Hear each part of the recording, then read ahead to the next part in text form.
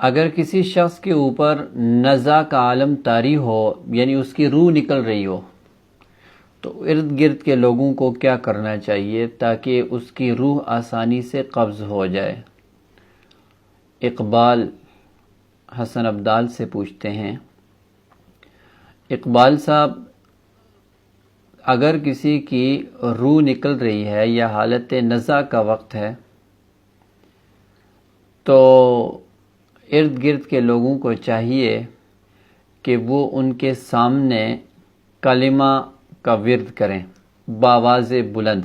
حدیث میں آتا ہے کہ نبی علیہ السلام نے فرمایا کہ لقنوا موتاکم لا الہ الا اللہ، کہ اپنے مردوں کو لا الہ الا اللہ کی تلقین کرو۔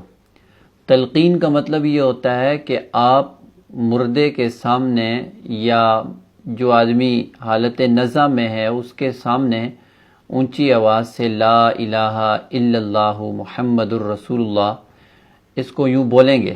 اسے نہیں کہیں گے کہ آپ بھی پڑھو، ایسے نہیں کہیں گے، کیونکہ وہ تکلیف کا وقت ہوتا ہے، ممکن ہے کہ وہ کوئی کلمہ کفر کہہ دے، اس لیے آپ نے فرمایا کہ تم اسے تلقین کرو۔ تلقین کا مطلب ہوتا ہے کہ ارد گرد کے لوگ لا الہ الا اللہ جب بولیں گے تو اس کی زبان پر بھی لا الہ الا اللہ جاری ہو جائے گا۔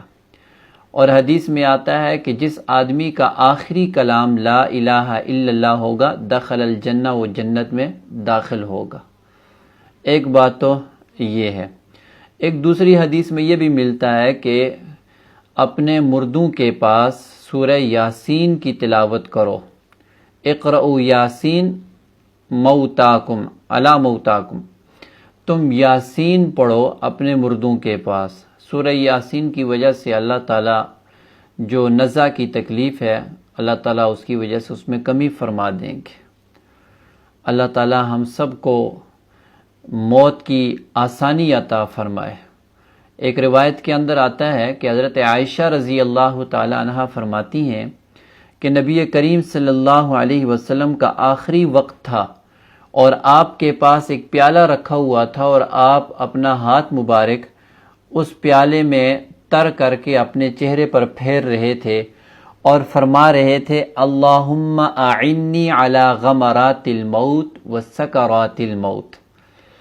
اس دعا کو ہم سب یاد کر لیں۔ اگر ہم موت میں آسانی چاہتے ہیں کہ ہماری موت آسانی سے ہو جائے تو ہم اس دعا کا اہتمام کریں، اللہم اعنی علی غمرات الموت وسکرات الموت۔ اے اللہ، موت کی تکلیفوں اور موت کی سختیوں پر میری مدد فرما۔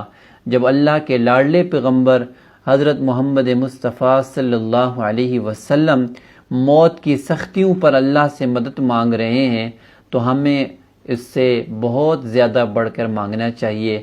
اللہ تعالی ہم سب کے لیے آسانی فرمائے۔